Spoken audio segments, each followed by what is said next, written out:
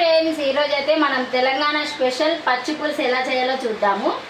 ఇది కొంచెం డిఫరెంట్గా చూపిస్తా చూడండి. ఫస్ట్ అయితే మనం ఇట్లా పచ్చిమిరపకాయలని స్టవ్ మీద పెట్టుకొని, ముందైతే వెనకటి రోజులల్లో పొయ్యి మీద కాల్చుకునేటోళ్ళు. ఇప్పుడు మనకు పొయ్యి లేదు కాబట్టి ఇట్లా సిలిండర్ మీద అయితే కాల్చుకుందాము.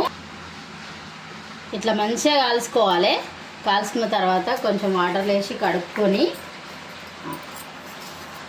ఒక మిక్సీ జార్ తీసుకొని మిక్సీలో ఇవి పచ్చిమిరపకాయలు ఇంకా ఎల్లిపాయలు,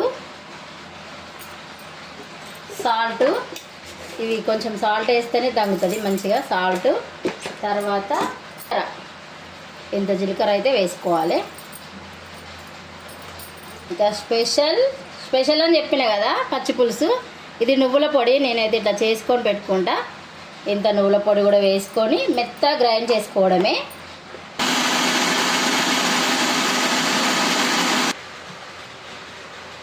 నాకొని ఇట్లా ఇందులో పెద్ద సైజు ఉల్లిపాయనైతే ఇట్లా కట్ చేసుకోవాలి పొడుగా.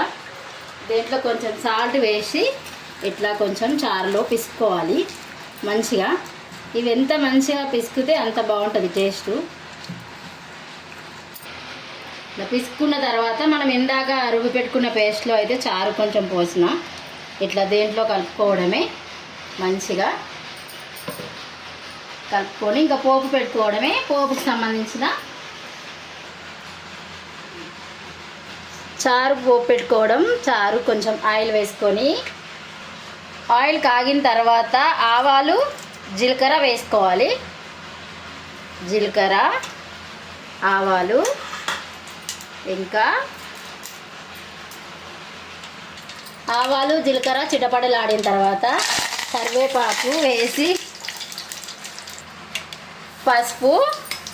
ఇప్పుడు కొంచెం మనం చిటికెడు మెంతిపిండి వేసి కనుక చేసుకున్నట్టయితే చాలా టేస్టీగా చాలా బాగుంటుంది.